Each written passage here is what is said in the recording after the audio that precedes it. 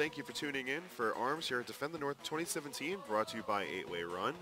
Quick shout out to our sponsors here, Right AV, Combat Network, and Tournament Edition, all culminating to bring this pickup tournament to you here at DTN.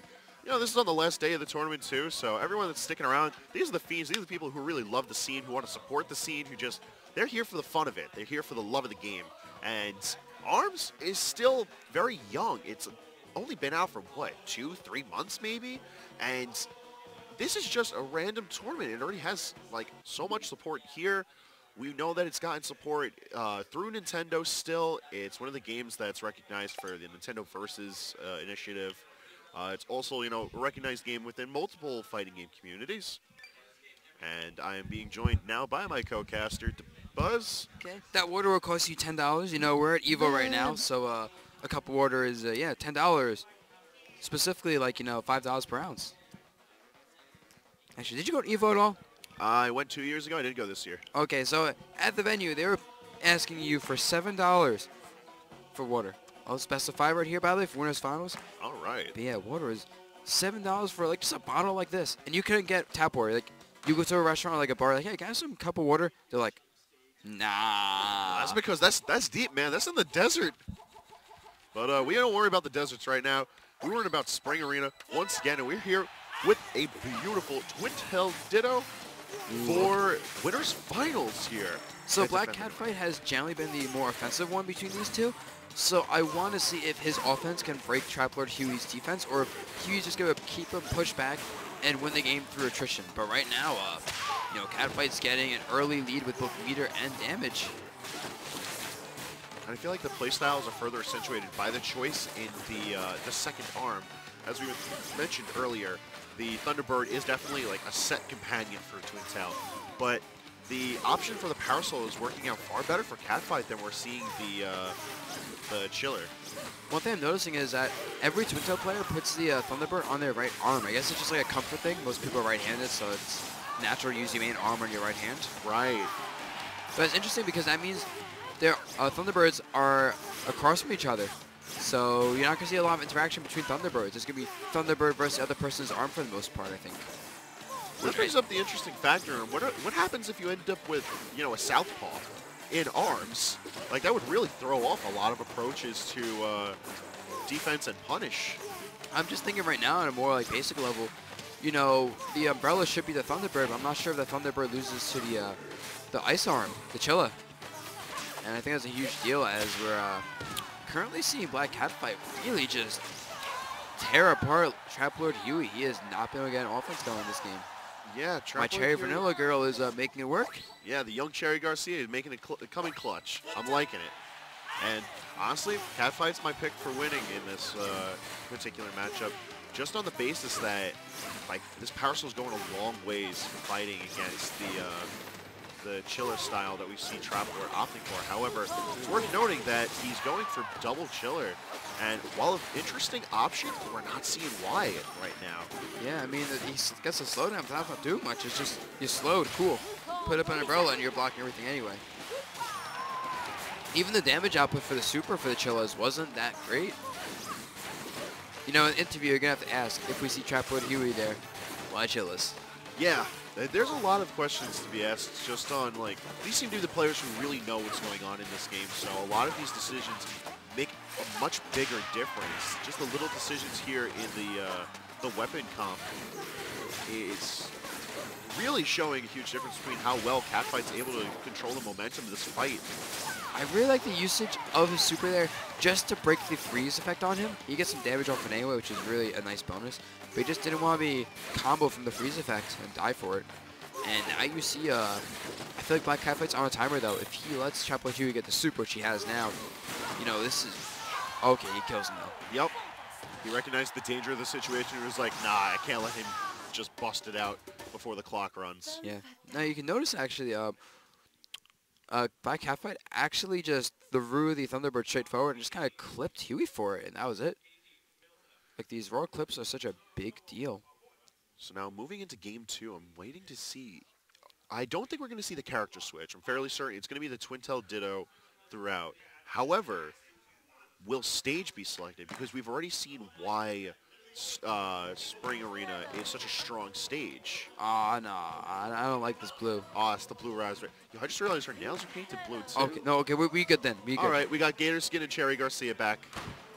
I was worried for a second, not gonna lie.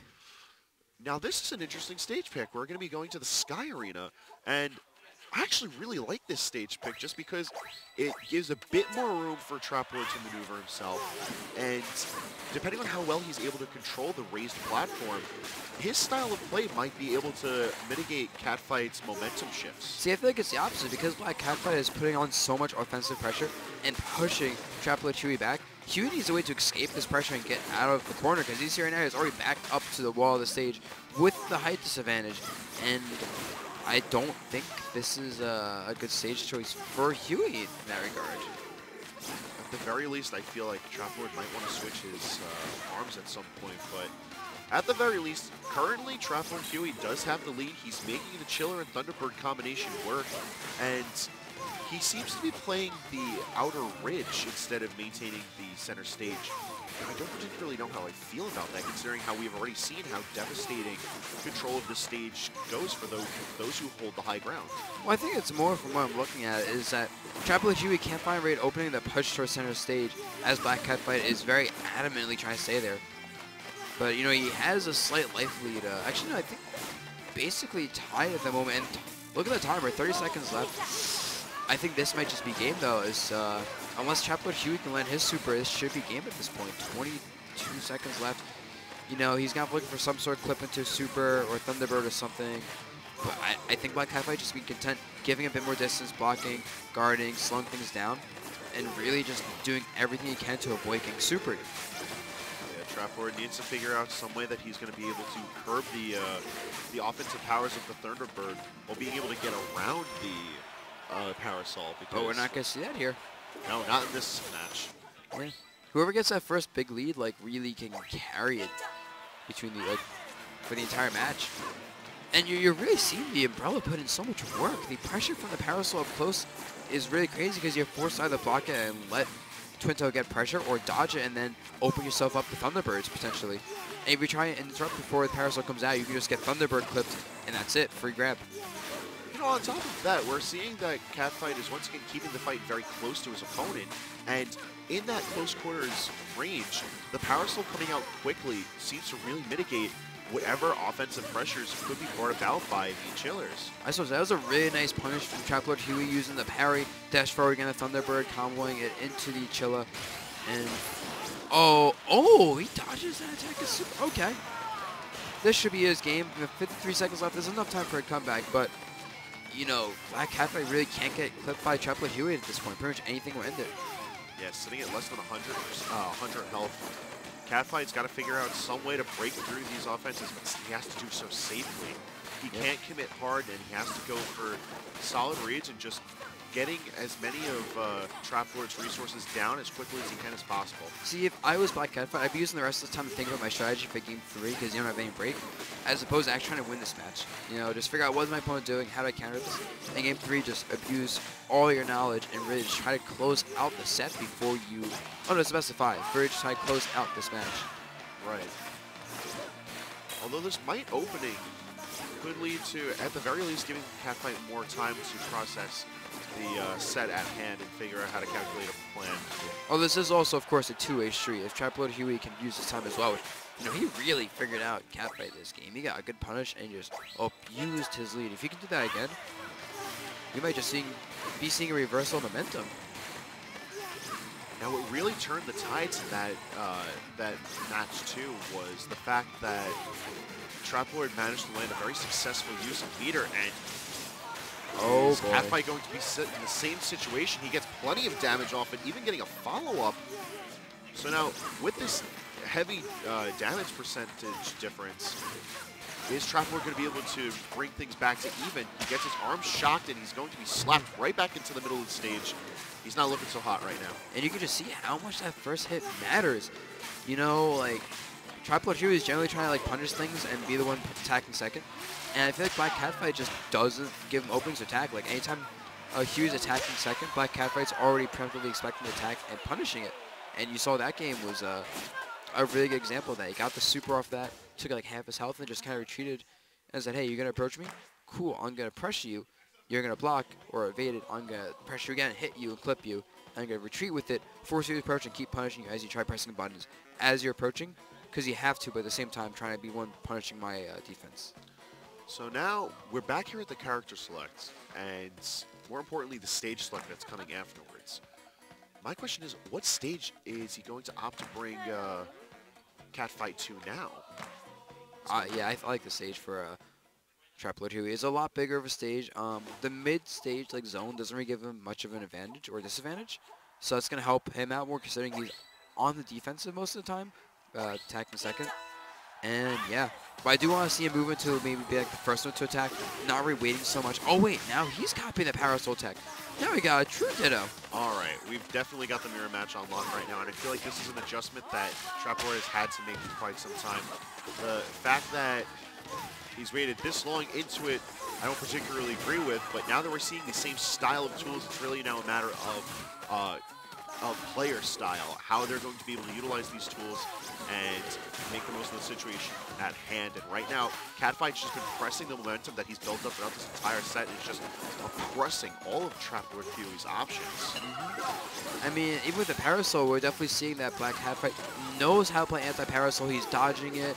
You know, he's respecting the Parasol enough to not get hit by much. He's got clipped by a couple hits, but like nothing's really come of the Parasol hits that he got clipped by. And I think it's a big thing also is Black Catfight mainly gets his hits in with Thunderbird, but uses the Parasol to open up an offense in the first place, where I feel like TrapLordHuey is just trying to hit with the Thunderbird raw, and he's not getting an offense going because he's just getting raw hits, and that's it. Catfight just further extending this third right now, and TrapLord not able to land anything with his meter. And this is really big. Going into the next game, no meter, and he's one game from losing if he loses this game, and from the way it looks like, we're going to the next game with Black Catfight just needs one more game to take winners finals and be that much closer to Nintendo bucks. He wants that money. He needs to pad out his wallet, and it's quite a sizable amount of it too. And we're definitely see that drive come through in his play style. He's just consistently being in his opponent's face and responding in turn to every option. Right. Okay. They both just tried slowing down time for a second. That's funny. Go for the grab, and you see a miss punish from TrapLordHuey on the grab. You need to get these punishes when you get an opening. I feel like Black Catfight doesn't give him often. Ooh, reads the dash back with the Thunderbird and gets a huge amount of damage off that dash back read. Oh my god, yeah, he actually took so much. I think it might be it. No, not yet. Not yet, but he just needs one hit. One stray Thunderbird might be able to clean this up and give us a very convincing 3-0 in favor of Catfight, but let's not count TrapLord out just yet. He's utilizing that meter, and he's getting little bits of chip, but he's going to get punished for his efforts, and we're seeing the 30 and a handshake. Yep, and that was just a dominant performance from Catfight. Like, I mean, I did expect the more offensive, like, pressure-based style to be effective, because generally, if you don't want putting pressure on your opponent, unless your opponent knows how to punish the pressure, you know, pressure just is generally better.